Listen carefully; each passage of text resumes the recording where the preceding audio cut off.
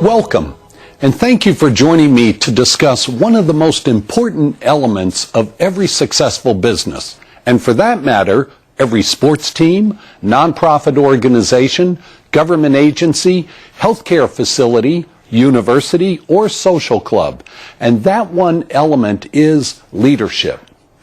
Let me begin by thanking Dr. Miguel Cardenas and the staff of the International Training Center here in San Diego for bringing us together once again. It's always a pleasure to be part of ITC's dynamic and progressive series. About a year ago, I was invited by ITC to speak on the subject of how leaders manage and make decisions. During that program, I offered my definition of leadership. I define leadership as the ability to help individuals and organizations surpass themselves. I think this is a good starting point to begin today's discussion because, frankly, a leader's performance is ultimately judged and rewarded by the decisions he or she makes. And furthermore, the success of your organization hinges on a leader's decisions. So it's very important for leaders to make the right decision the first time.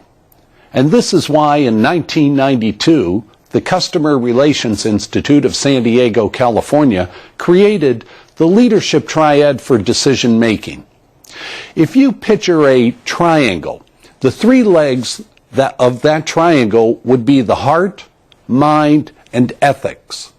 These are the three essential components of decision making in today's challenging business environment. During this first module, we will discuss two legs of the leadership triad, decision making with mind and heart. And during the second module of today's program, we will discuss the third leg of our leadership triad, ethics. My goal today is very simple. I want to help you become more effective leaders. And I want to help you improve your performance by making better decisions using the leadership triad for decision making. Let me begin first by discussing in general terms what leaders do. Leaders do three things.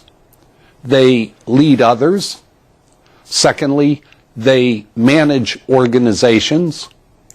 And thirdly, they achieve direct personal results in one or more professional areas.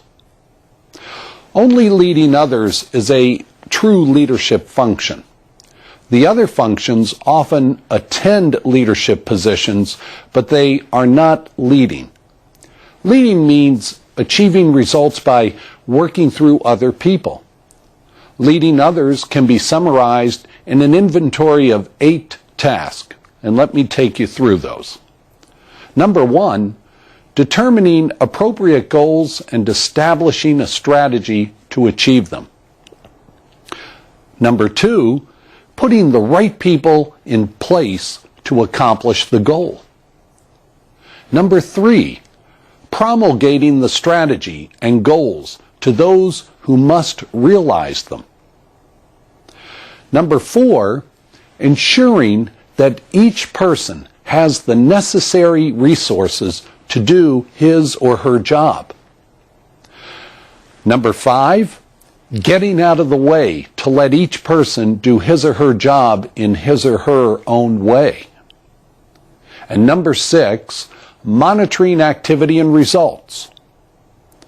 Number 7, intervening only to remove obstacles to achievement. And lastly, number 8, giving feedback, praise, and appropriate coaching. With these 8 tasks of a leader stated, let's begin now with the discussion of the mind of the leader. As we begin our discussion on performing as a leader, I would hope that everyone here can agree on their role as a leader. It's important that you acknowledge and agree that you are in fact a leader. Now, some of you may say, well, Tom, I really don't consider myself to be a leader. In fact, I am not even a manager. I just work in a department and take orders from my boss and try to do a good job. But I would challenge that perspective because, frankly, I think you are underestimating your worth to your organization. After all, I have never met anyone whose job description stated, check your brain at the door. Of course not. Each of us has been hired to do our job or perform certain functions because we possess very unique skills, talents, and abilities. And frankly, no one else in the world can perform your job quite the way you do.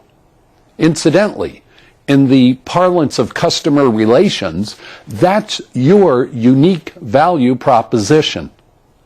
And that's why your organization hired you, isn't it?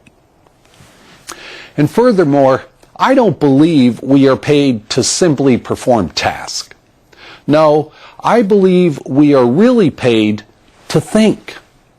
And in order to think, we must use our minds. And this is why the mind is the first leg of our decision-making triad. Now, the most important question we need to ask ourselves in terms of the leadership triad and how we make decisions is this: are we mentally prepared to make a decision? Because it is through our decision-making process that we contribute to the growth and performance of our respective organizations, and in turn, help our organizations succeed. Decision-making is an essential part of your role in the organization, and it is also an important component of being a leader. In terms of using your mind to make a decision, you might wonder, well, how else would I make a decision? But the fact is, most leaders really don't harness their full mental abilities when making a decision. Instead, they make some decisions by gut instinct, or they make other decisions based on emotion, or they allow their ego to dictate a response. And some leaders will even apply the wrong set of values when making decisions, such as revenge or greed. As we will discuss later, this is one reason that so many leaders find themselves in legal trouble, because of their unethical decision-making practices. And so leadership, first and foremost, is about making good decisions. And that requires you to be in the proper frame of mind.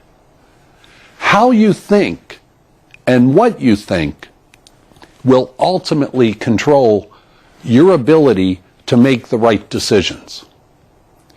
Let's closely examine that statement.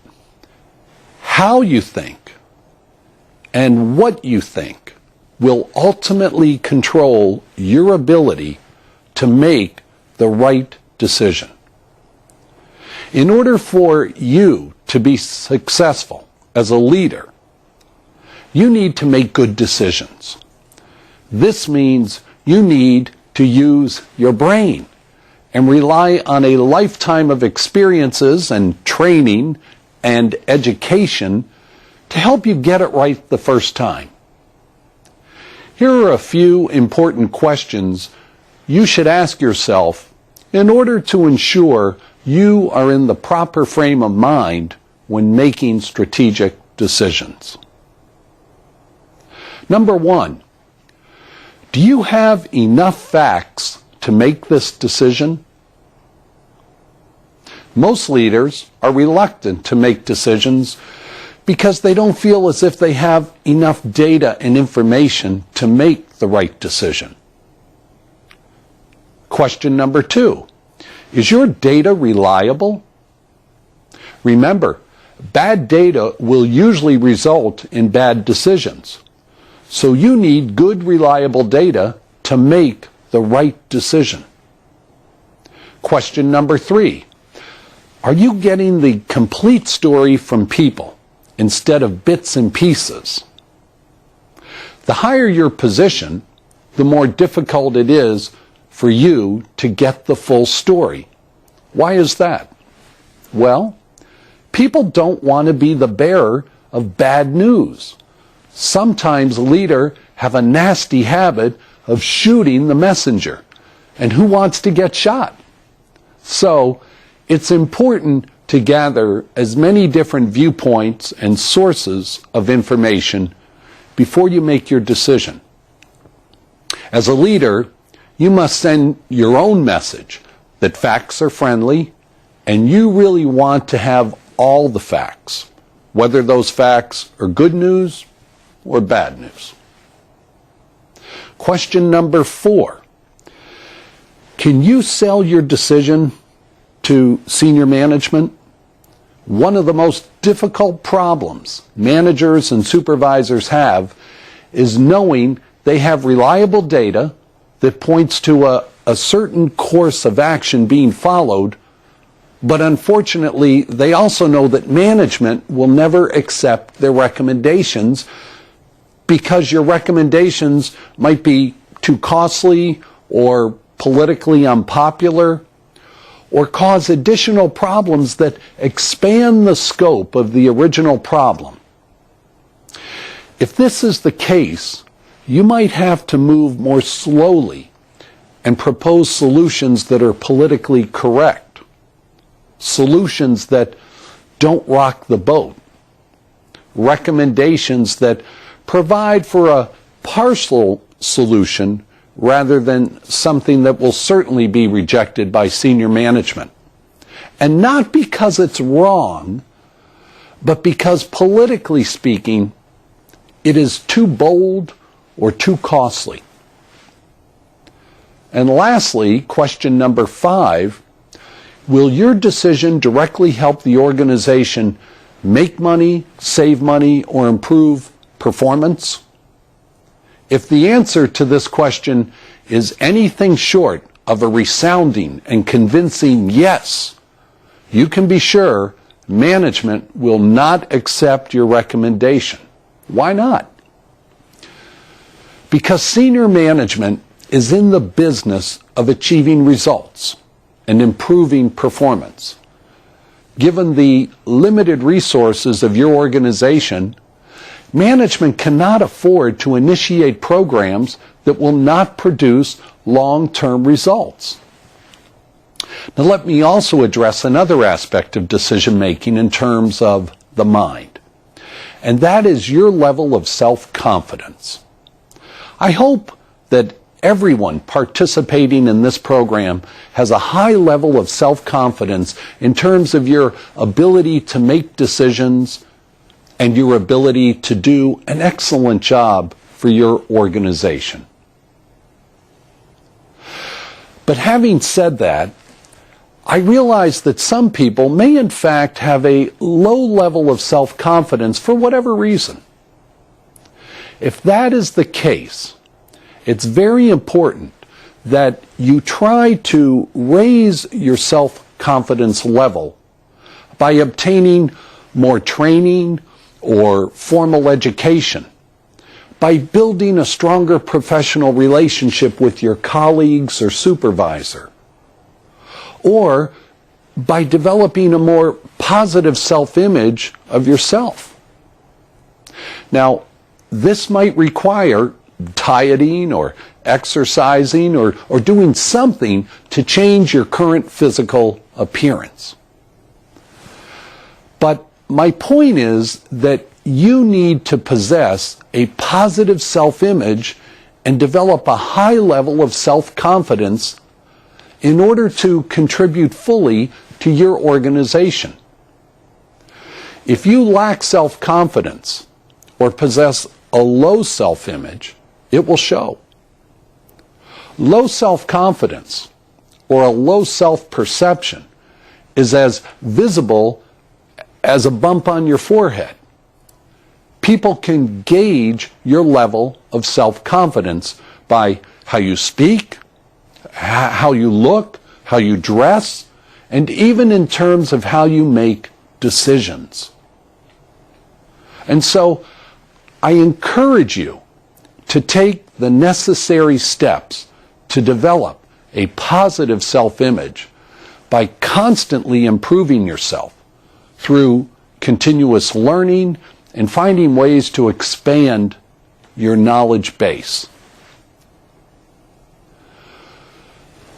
All of these considerations, developing a positive mental image of yourself, using reliable data and information, and asking the right questions, will help you be mentally ready to make the right decision.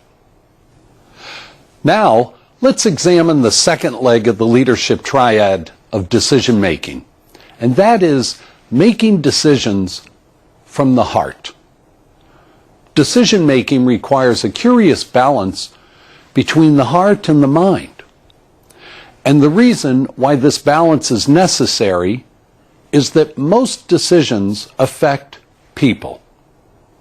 If we are only talking about decisions that affect machines and robots, then the heart does not have to play such a significant role.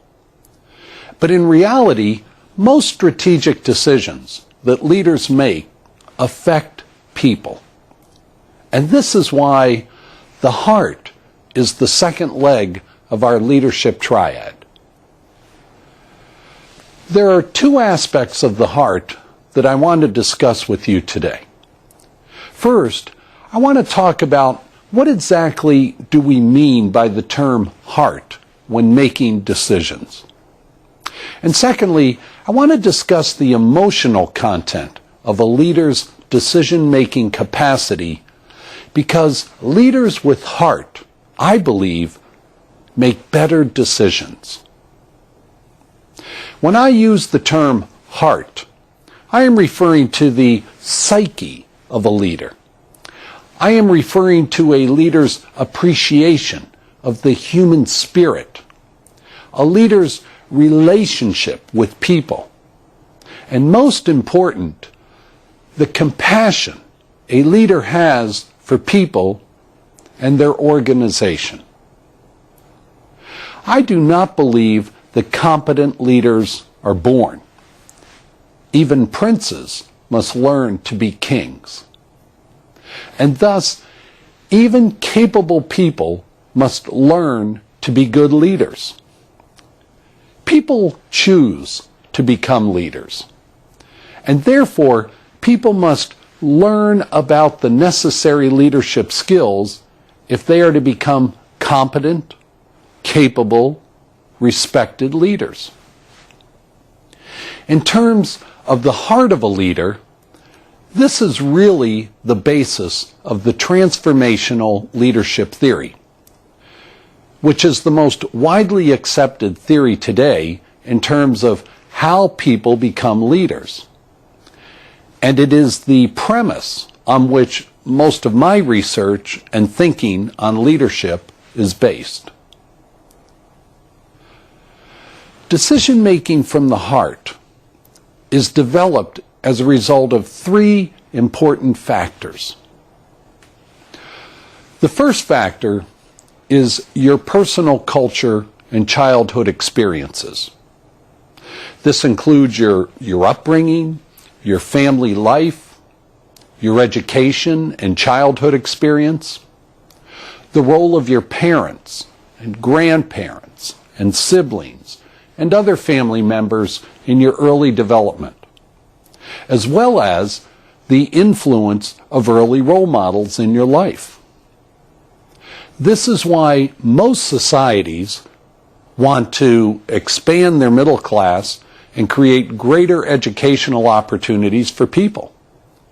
Most progressive civilizations, from the time of the Greeks, understood that in order to raise the standards of society, people must be educated and the concept of family must be developed promoted, and preserved.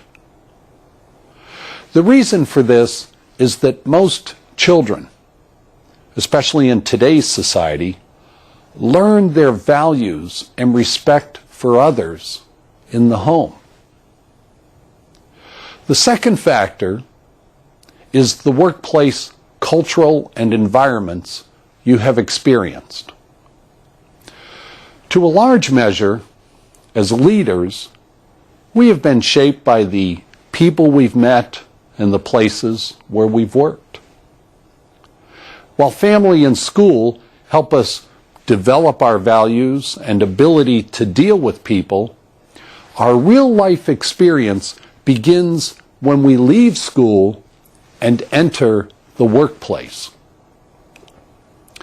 It is in the factories and offices that we really learn how to get the job done, how to be a team player, how to sell an idea, how to promote or produce a product or service, and how to formulate our ideas and promote ourselves. If we are fortunate enough to have worked for managers and supervisors who were understanding, nurturing, and decisive, then we have a distinct advantage over the other person. And if we worked for a progressive, innovative organization that valued our ideas and rewarded us for doing a good job, then we have a distinct advantage over the other person. And of course, a positive workplace experience, I think, shapes those attributes of the heart that I discussed earlier. And this, in turn, helps make better decisions as leaders. On the other hand, if you have worked in a negative work environment where the rule of the day was fear, intimidation, and a lack of respect for your ideas and contribution, well then, you obviously will have a longer road to travel in terms of developing those characteristics of the heart that are necessary to good decision making. Now, let me note here that I am not suggesting that a negative workplace environment cannot be overcome.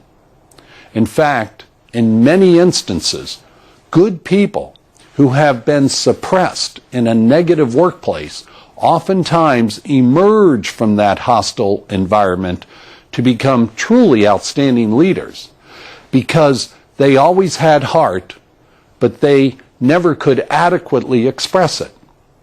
So have faith in yourself if you find yourself in such a repressive workplace environment.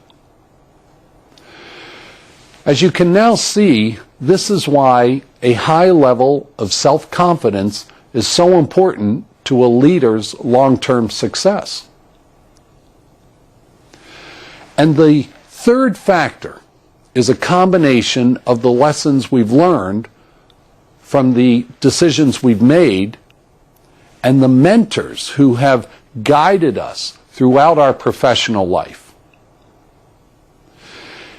If you reflect on your professional experience, you will obviously have made some good decisions and other decisions that were, well, let's just call them good learning opportunities. Leadership is not about perfection. It is a series of developmental stages we pass through in order to grow and become successful. And this is why it's important for us to experiment, succeed, sometimes fail, learn from our successes and failures, and carry those lessons learned onto the next phase of our careers and life. In terms of developing the heart, I think it's important that we have mentors people we can go to for counsel and advice when facing difficult decisions and other challenges. Some of the more progressive companies and government agencies have established a formal mentoring system. And I strongly recommend a mentoring program for every organization because it helps develop leaders who can learn from others. Secondly, it helps foster a culture of trust and respect.